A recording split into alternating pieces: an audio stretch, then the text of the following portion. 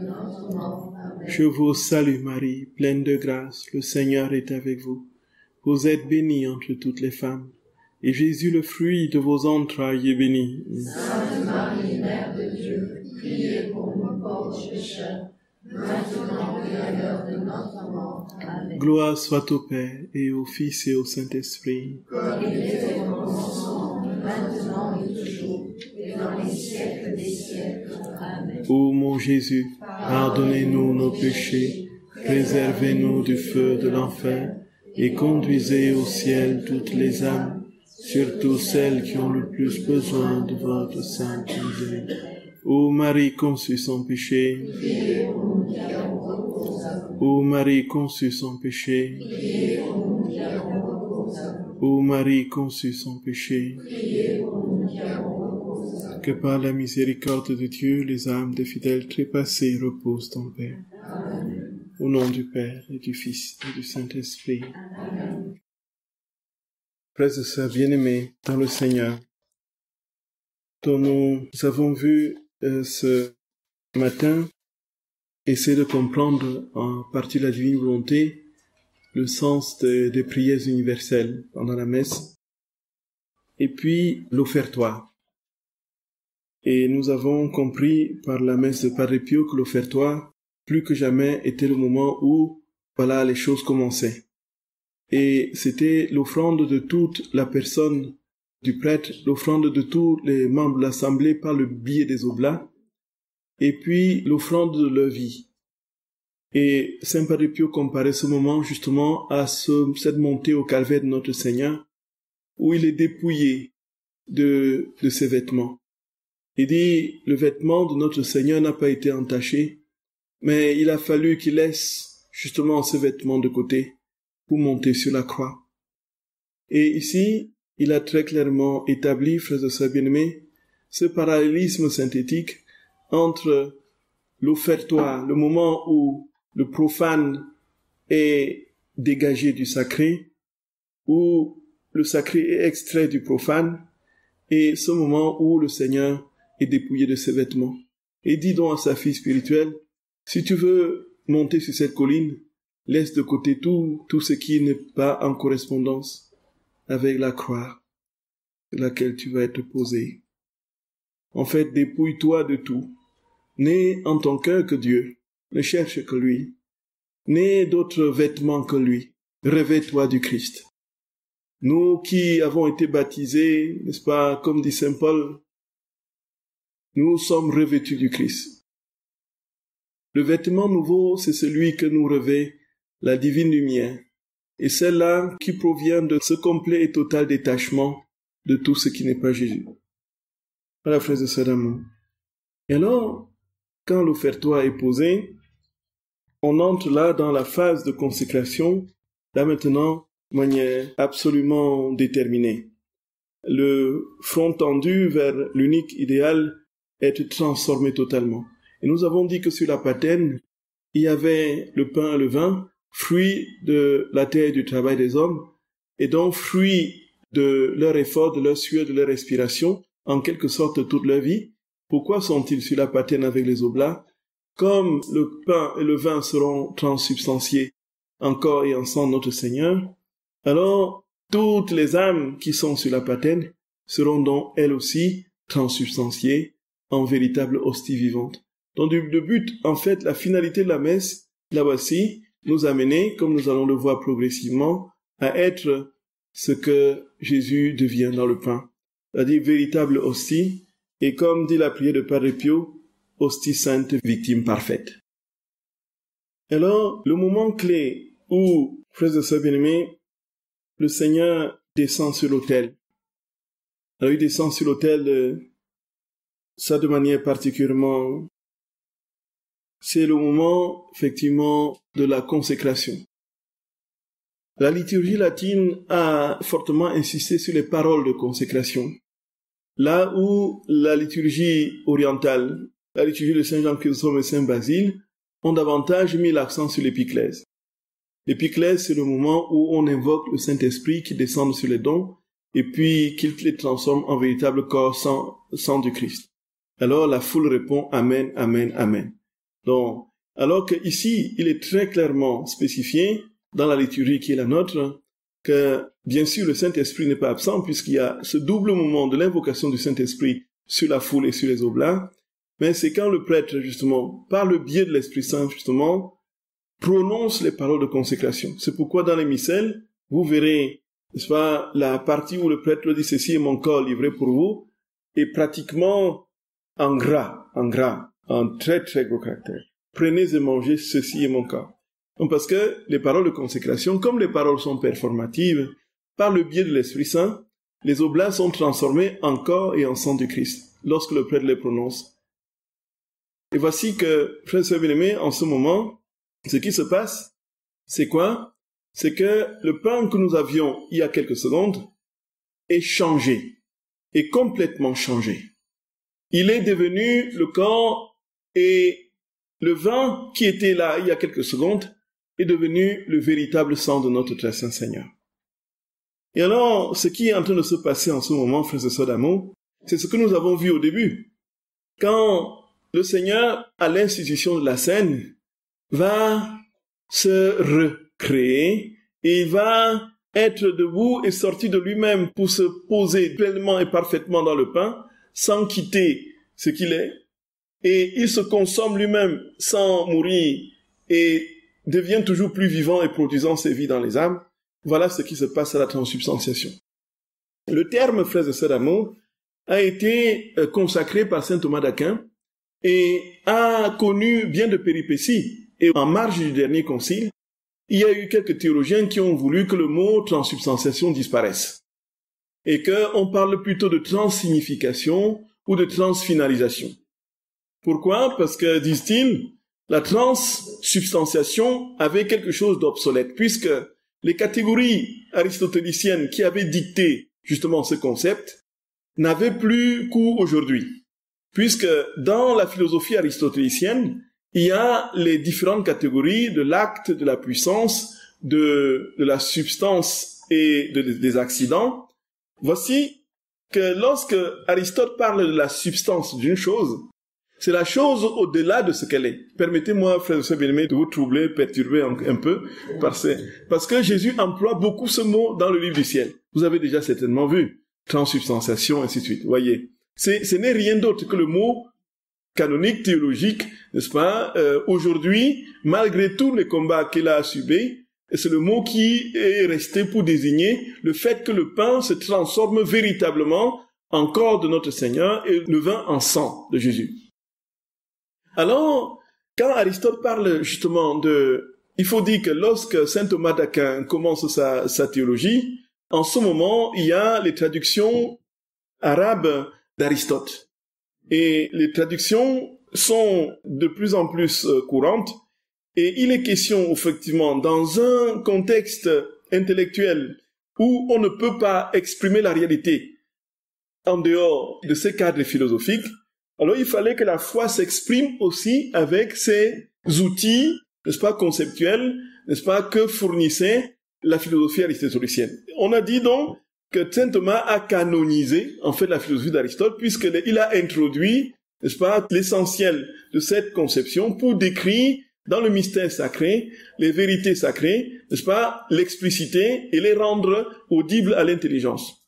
Voici que Aristote dit qu'il y a des catégories dont de l'acte de la puissance, de la substance, des accidents, ainsi de suite.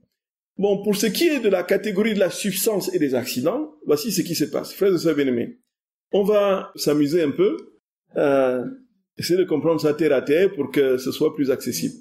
Pour qu'on comprenne ce que vraiment c'est que la transsubstantiation. Je ne me serais pas appesanti dessus si le Seigneur ne l'avait pas utilisé, n'est-ce pas? Et là, effectivement, c'est là qu'on comprend que Luisa Picaretta ne peut pas avoir inventé des choses puisqu'elle ne connaissait rien de tout ça. Voyez un peu. Comme Bernadette qui va dire au Père Pramal, voyez, l'Immaculée Conception. L'Immaculée Conception, ça, c'est quoi? Dans la tête d'une analphabète qui n'a même pas encore fait son catéchisme. Voyez un peu. L'Immaculée Conception, c'est quoi? Bon. Alors, la transsubstantiation. Voici comment ça s'explique. Alors, Aristote considère qu'il y a la réalité de la chose au-delà des apparences. La chose elle-même ne se donne pas à voir. Elle est au-delà de ce qu'on voit. C'est encore compliqué. Ça veut dire que, bon, en fait, quelle est la réalité de cette table? Quelle est la substance de cette table? Selon Aristote, la substance de cette table, c'est quoi? Donc, déjà, avant d'arriver à la substance, passons aux catégories des accidents. Les accidents, c'est ce qu'on voit. Les accidents, c'est ce qui apparaît. C'est les choses qu'on voit, voyez. Donc, ce qu'on voit de la réalité extérieure, ce sont les accidents. Donc, qui peuvent être modulables, qui peuvent être modifiés. Bon, est-ce qu'on peut dire que Gabriel Marie Chonon est 1m80, un bras en moins, les cheveux grisonnants, noirs, ainsi de suite? Bon, il peut se faire que je teigne mes cheveux, que ce soit plus noir. Il peut se faire que je fasse du maquillage et que, voilà, je devienne un tout petit peu plus blanc. Il peut se faire qu'avec la vieillesse, je rapetisse, oui, un peu. Et puis, au lieu de 1m80, que je sois 1m75. Oui, un peu ça. Est-ce que Gabriel Marie Chonon est toujours le même ou pas, malgré les apparences qui ont changé?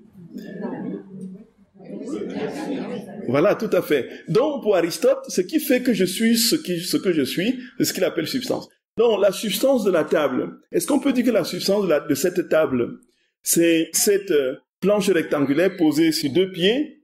Est-ce qu'on peut dire que la substance d'une table, c'est cette planche rectangulaire posée sur deux pieds? Est-ce qu'on peut dire que c'est ça, la substance de la table? Est-ce qu'on peut dire que c'est ce qui fait que la table est table? C'est qu'elle est rectangulaire. Vous êtes sûr? C'est qu'elle est rectangulaire. Donc, elle est rectangulaire et posée sur deux pieds. On peut dire ça? Voilà. Voilà. Il y a des tables rondes, il y a des tables ovales, il y a des tables triangulaires, il y a des tables, voyez un peu ça. Il y a des tables à 4 pieds, il y a des tables à 8 pieds, il y a des tables à 12 pieds. Il y a des tables dans des grands palais de rois où le baron se met à 15 mètres de la baronne pour le déjeuner. Et un peu sur l'autre bout du table, on a une table à 22 pieds, voyez un peu. Voyez.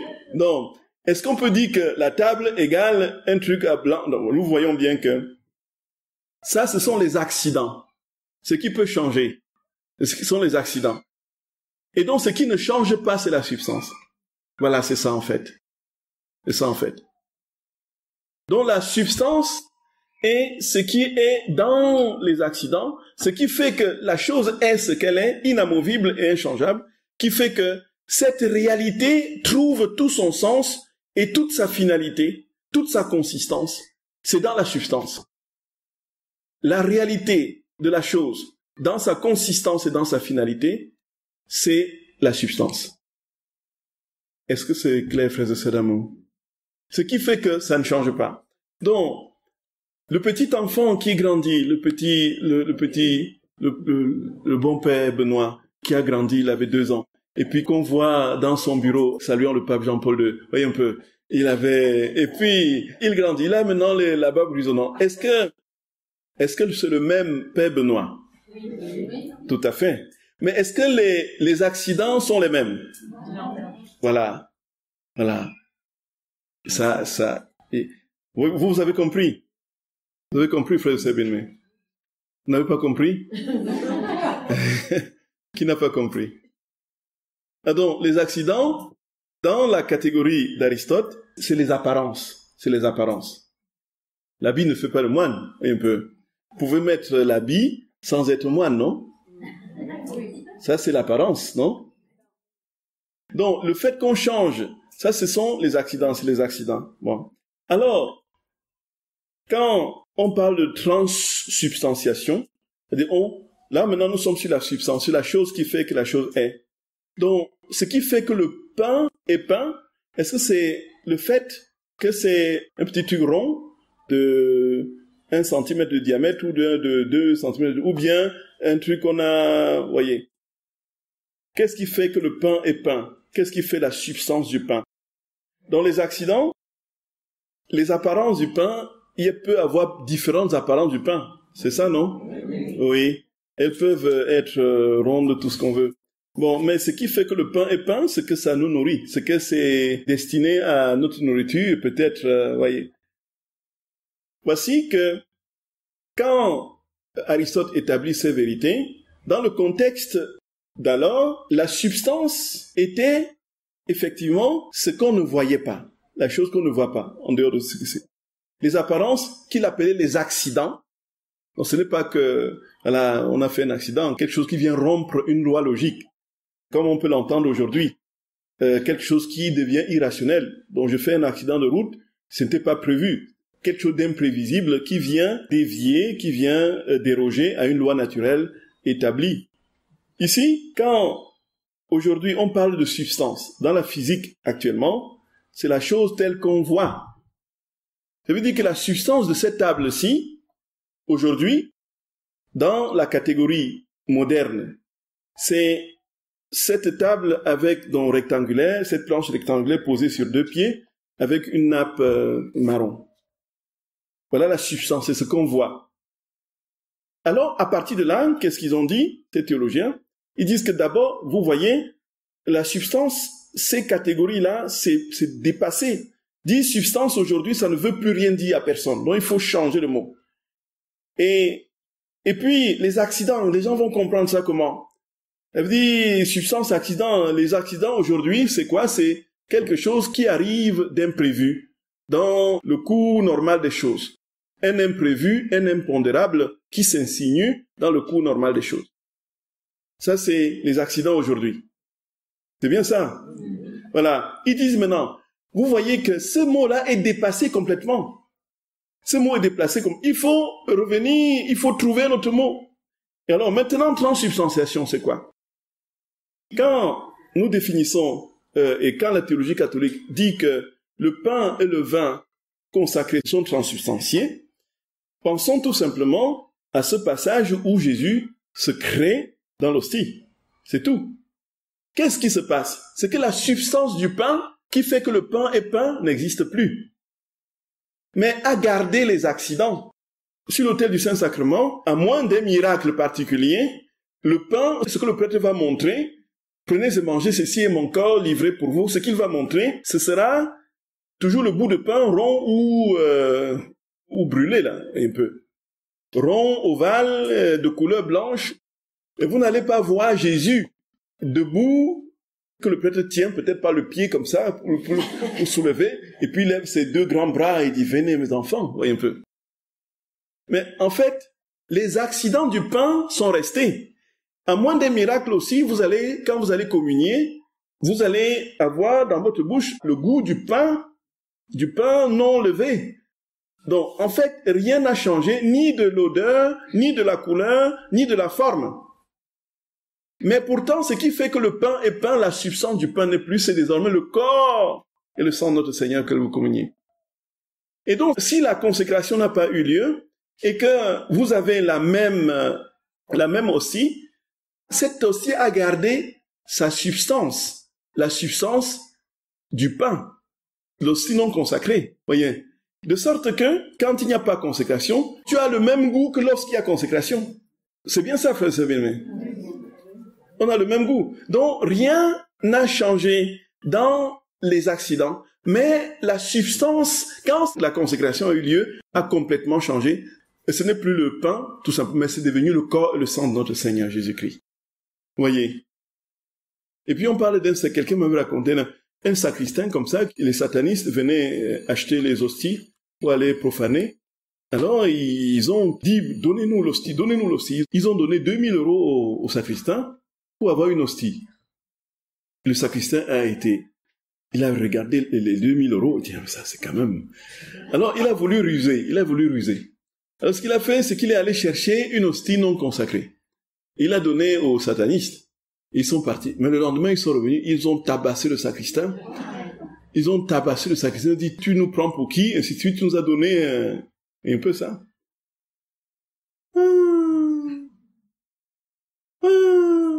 C'est fou! Disons, au moins pour Louisa, lorsque, une fois par an, on devait dépoussiérer la maison de Louisa, on devait la conduire hors de chez elle, et donc il y avait une calèche, des chevaux qui la tiraient dans la rue de Corato, et puis, comme instinctivement, les gens s'assemblaient, et voici que quand on passait devant l'église, le cheval s'arrêtait. Il se tournait vers l'église, il mettait ses 2 genoux par terre. Vous voyez. Une autre histoire, c'était à Baltimore, dans un État des États-Unis, lors de la visite de Jean-Paul II, une année. Alors, voici que tout était déjà prêt. Et puis, il a compris, il a su qu'il y avait une chapelle qui n'était pas loin de là. Il a dit, qui veut visiter cette chapelle? Alors, voici que les chiens, les policiers, la sécurité étaient pris de coups et ils ont donc envoyé une troupe pour faire le check-up du lieu et puis voir si c'était la sécurité était garantie. Alors, les chiens ont fait le tour de l'église, ils ont fait le tour des environs, on les a conduits à l'église, ce sont les chiens renifleurs de présence humaine. Voyez. Et puis, ils sont entrés dans l'église, ils ont fait le tour, ils sont arrivés devant le tabernacle, ils sont arrêtés. Ils se sont mis à aboyer. En regardant le tabernacle, ils aboyaient, voyez. Ils aboyaient. Et puis, les mecs n'arrivaient plus à les tirer, ils résistaient. Ils ont dû de force les pousser, les tirer pour qu'ils quittent le tabernacle, voyez un peu. Donc, voyons, frères et bien-aimés. Donc, en temps normal, ordinaire, nous ne voyons rien de tout cela et nous adhérons par la foi. Il y a bien sûr énormément de miracles eucharistiques, comme vous connaissez. Mais nous, c'est pas la foi que nous croyons que c'est véritablement le corps et le sang de notre Seigneur. Non pas que c'est la foi qui nous donne l'impression, mais c'est parce qu'il y a la réalité de la présence de Dieu qui, par la foi, est appréhendée. Quelqu'un qui n'a pas la foi ne croira pas, le protestant ne dira pas que le pain a le corps de notre Seigneur. Et donc, quand l'Église parle de transsubstantiation, c'est que la réalité ultime, ce qui fait que le pain n'est plus. Quand je communie, je ne mange plus le pain, même si j'ai le goût du pain et la forme du pain. Ce que je reçois, c'est le corps et le sang de notre très saint Seigneur, véritablement corps, sang et âme de notre Seigneur Jésus-Christ, corps, sang, âme et divinité. Corps, sang, âme et divinité. Corps, sang, âme et divinité, notre Seigneur. C'est donc l'immensité de toute sa présence, la perfection de ce qu'il est, que je reçois. Et quand je l'ai reçu, frères et sœurs d'amour, alors c'est sa vie qui m'est communiquée, la vie du ciel qui m'est communiquée. Et donc, ce qui se passe en ce moment, c'est que ce n'est plus le pain, comme je l'ai dit, et c'est le corps de notre Jésus. Voici un texte dans lequel le Seigneur en parle un peu. C'est au tome 23, du 2 octobre 1927. Ma fille, cesse de t'émerveiller. Vivre dans mon divin fiat et agir en lui, c'est transfuser le Créateur dans la créature. Voyez. Donc, le Créateur de toutes choses entre, voyez, dans les réalités frustes d'art.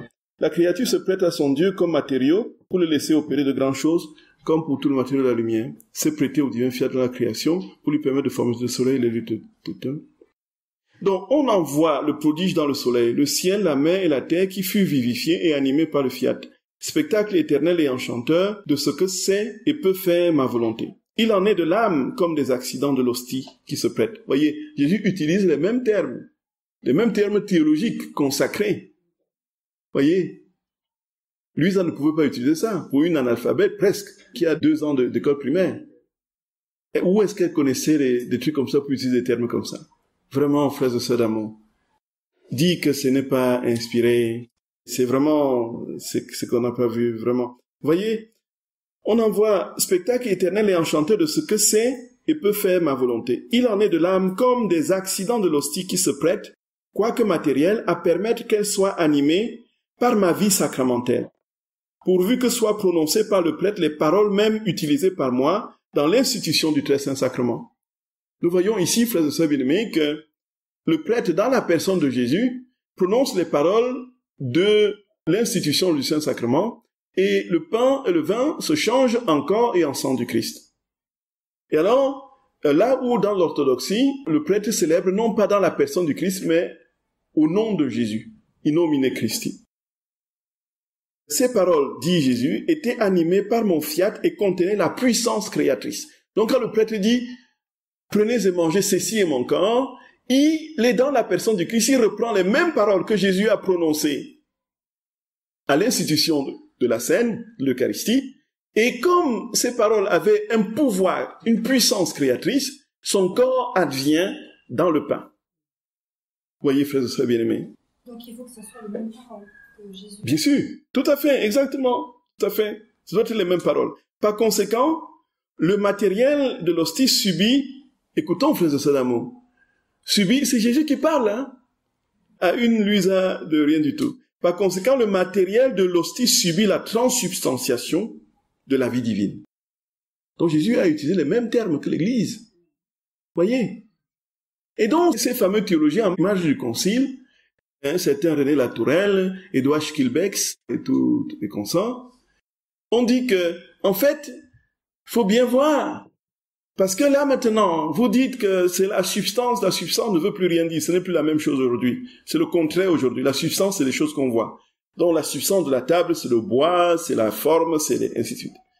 Et puis les accidents. L'accident ne veut plus rien dire aujourd'hui, n'a plus le même sens, puisque l'accident, c'est une dérogation aux lois naturelles.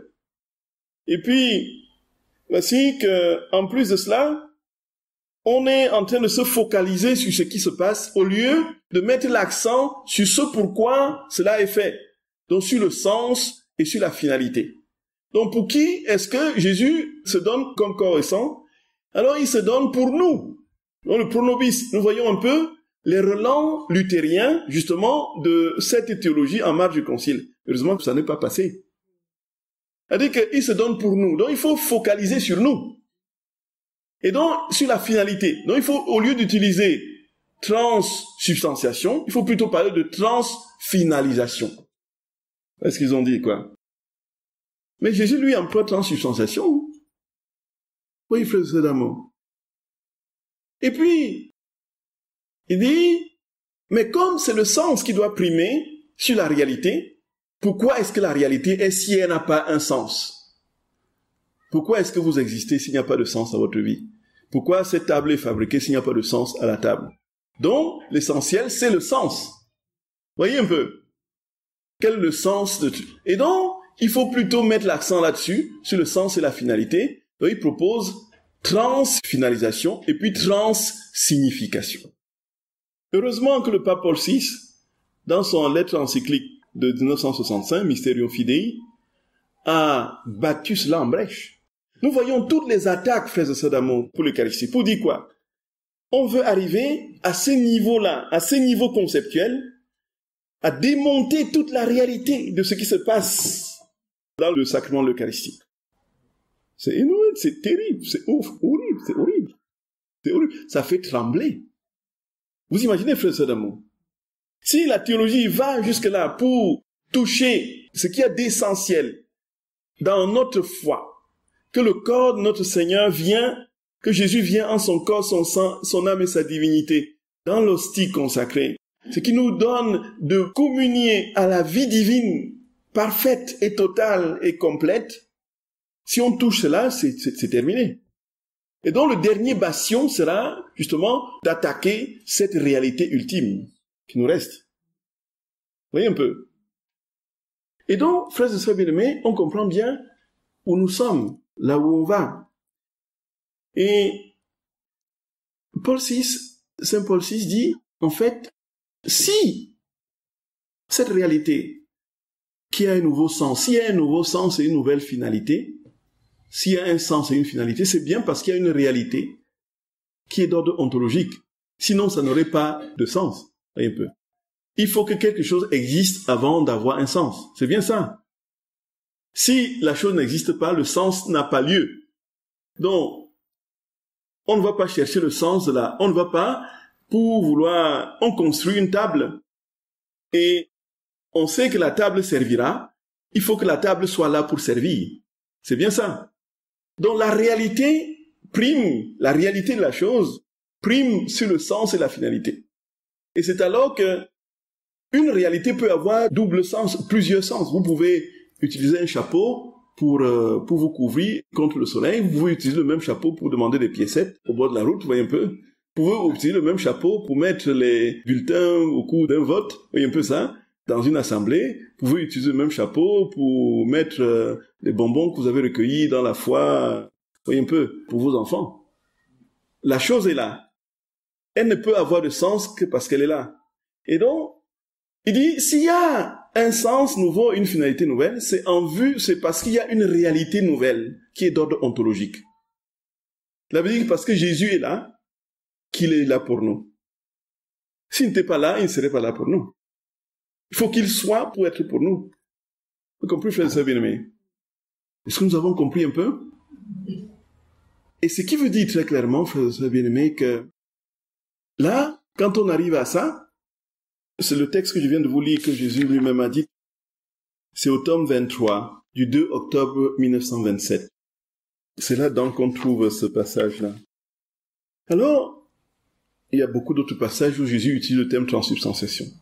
Alors, frères et sœurs bien-aimés, en ce moment, ce qui se passe, c'est que le prêtre lève le pain, et dans la liturgie, dans le missel, ces passages-là étaient même soulignés, étaient, je ne sais pas, caractères, je ne sais pas combien, 30 ou 34 là, et parfois en enlumineux. Vous voyez un peu, on faisait un peu, ceci est mon corps livré pour nous. On le mettait tellement, de manière saillante et belle, pour qu'on comprenne que c'est là le cœur. C'est là, en ce moment, que tout se joue dans la personne du prêtre. Accipite en mandukate, ex hoc homnes. Hoc, hoc. On dit de Padre Pio qui disait hoc, hoc. Il pouvait passer au moins 5 minutes pour prononcer les paroles de concile. Hoc, hoc, hoc, hoc, hoc, est, et enim, emnim, corpus meum. 5 minutes comme ça.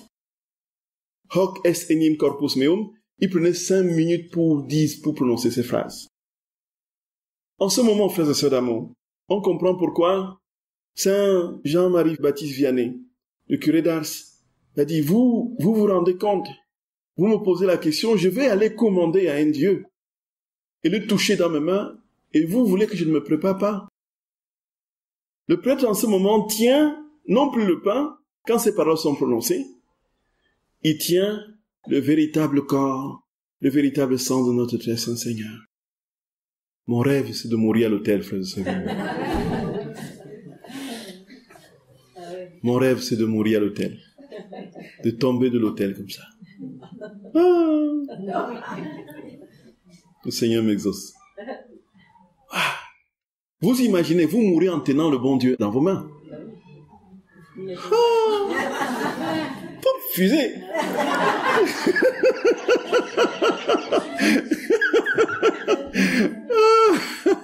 Vous ne voulez pas être enterré avec l'hostie?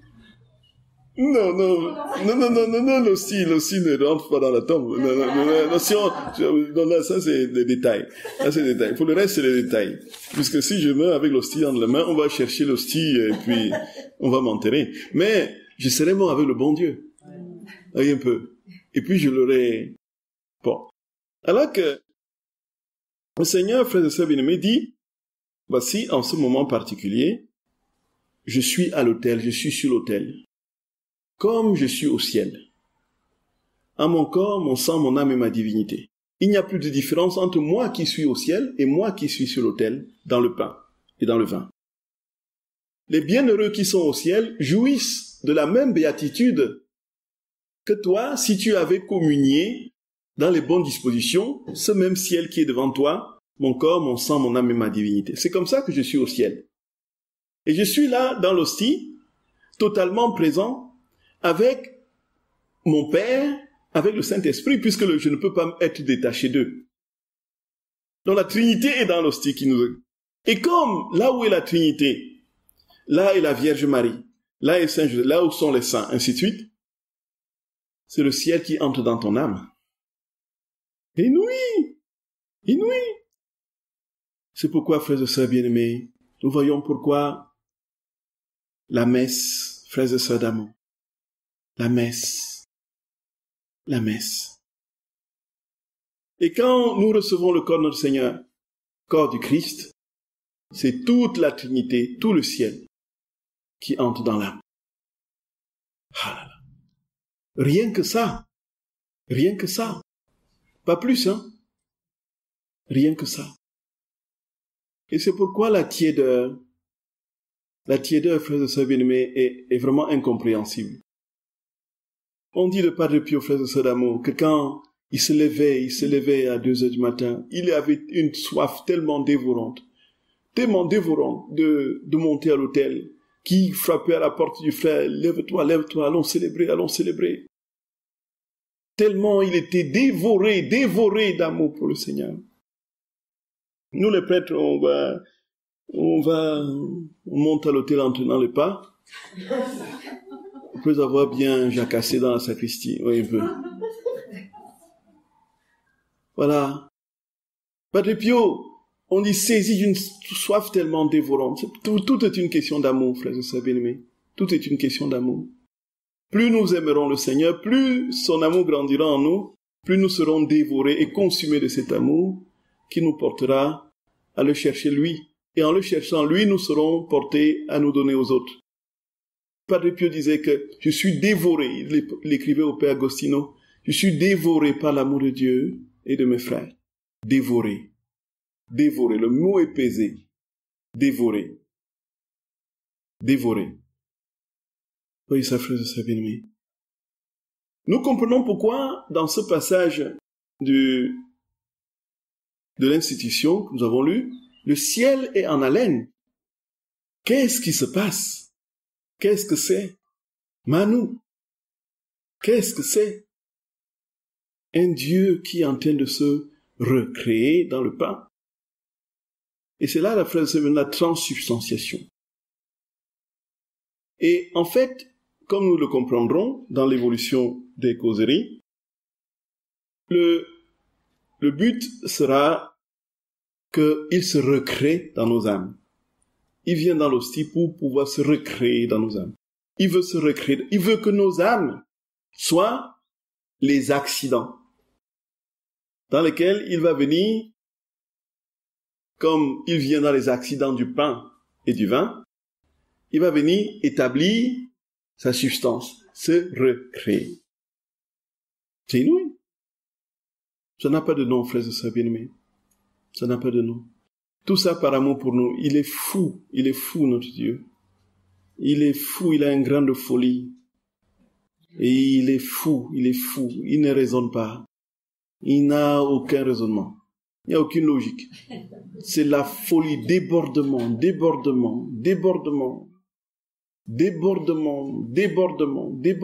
torrentiel d'amour. Débordement torrentiel d'amour. Il dit, qu'est-ce que tu veux d'autre, mon enfant? Qu'est-ce que tu veux d'autre? Ah, je t'ai tout donné. Qu'est-ce que tu veux d'autre? Puis-je t'aimer plus que cela? Comment te montrer, manifester mon amour? Prends toujours cet exemple, frère, vous savez. Deux êtres qui s'aiment, vous avez beau vous aimer, et dit vraiment, tu es la pupille de mon œil, vraiment, tu es ma vie, tu es ma lune, tu es mon soleil, tu es mes étoiles, un peu. Tu es vraiment, je ferai tout ce que tu voudras, et tout ça. Mais ça se limite à la communion des cœurs. Qu'est-ce que vous pouvez encore faire plus que ça? Vous ne pouvez pas dire, ma chérie, mon chéri, tu sais, je t'aime, je sais pas comment te dire combien je t'aime. S'il te plaît, mange-moi, avale-moi, mange-moi.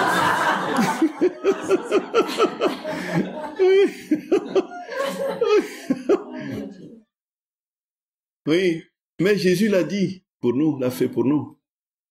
Mon enfant, je ne sais plus comment te dire combien je t'aime. S'il te plaît, mange-moi, avale-moi. Je veux être nourriture pour toi. Voilà notre Dieu. Voilà notre Seigneur, frères et sœurs bien-aimés. Donc Jésus dit, ces paroles étaient animées par mon fiat et contenaient la puissance créatrice. Par conséquent, le matériel de l'hostie subit la transsubstantiation de la vie divine. Bien des paroles peuvent être dites sur l'hostie, mais si ce ne sont pas les quelques paroles établies par le fiat, ma vie demeure au ciel et l'hostie reste le vil matériel dont elle est composée. Jésus qui le dit au même passage. Sa vie reste au ciel. Donc si nous prenons, par exemple, si c'est un laïc qui va et dit prenez et mangez ici mon corps, livré pour vous, il n'y aura rien. Ce sera vide, un peu. Et si c'est le prêtre qui prend l'hostie et tient l'hostie et dit, voici, je vous communique, je vous dis une nouvelle importante, vous avez appris la nouvelle, ce qui s'est passé hier, il y a eu quelque chose, un grave, nous allons prier pour lui et demander à Jésus qu'il intercède pour ces personnes et tout ça. Vous allez dire ça en tenant le pain, il n'y aura rien. Et même si vous allez plus loin, et vous tenez le pain et vous dites, je vous salue Marie, pleine de grâce, Seigneur est avec vous.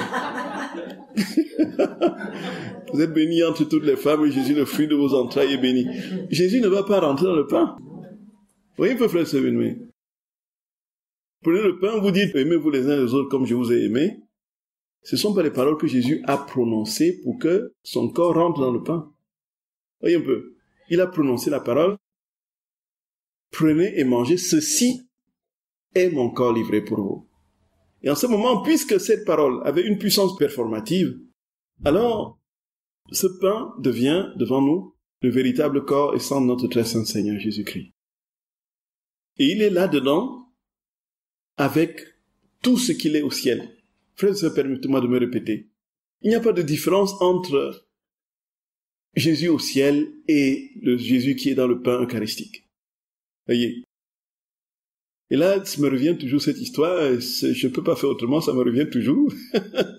Vous avez certainement écouté, entendu parler, c'est pas une blague, hein, c'est une réalité, vous avez certainement entendu. C'est le père Nicolas Buté qui raconte ça. Vous connaissez l'histoire? Voilà, attendez. Je vais vous raconter.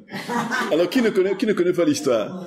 Ah oui, donc presque tout le monde. Ah oui, d'accord. J'ai la chance que chaque fois que j'arrive, les gens ne connaissent pas l'histoire.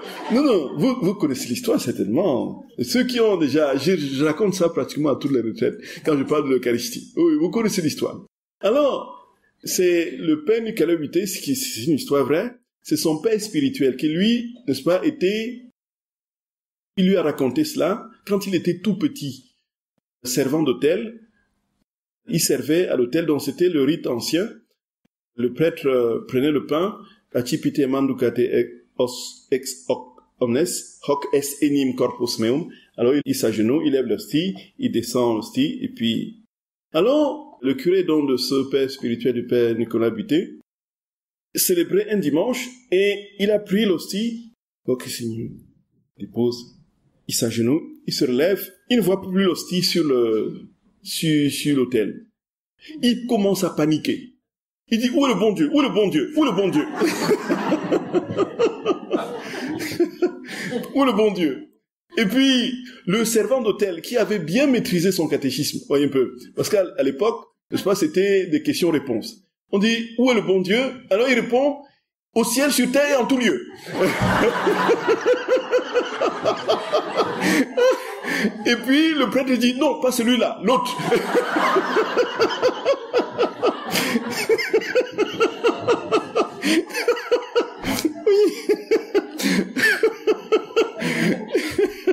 Voyez? Non, voyez? Il n'y a pas de différence entre le bon Dieu qui est au ciel, sur terre, en tout lieu, et le bon Dieu qui est dans l'Eucharistie, le pain eucharistique, voyez un peu. En fait, l'hostie était entrée dans la manche de l'aube. C'est quand il s'était baissé pour, vous voyez un peu. Donc, et donc, pour dire quoi? Pour dire que il n'y a pas de différence entre l'immensité, le Créateur immense, dans la béatitude de sa perfection, et le petit hostie, ça le contient entièrement et parfaitement. Voyez un peu. Comme il est au ciel, il est dans l'hostie. Je vous salue Marie, pleine de grâce, le Seigneur est avec vous. Vous êtes bénie entre toutes les femmes, et Jésus, le fruit de vos entrailles, est béni. Sainte Marie, Mère de Dieu, priez pour nous pauvres pécheurs, maintenant et à l'heure de notre mort. Amen. Au nom du Père et du Fils et du Saint-Esprit. Amen.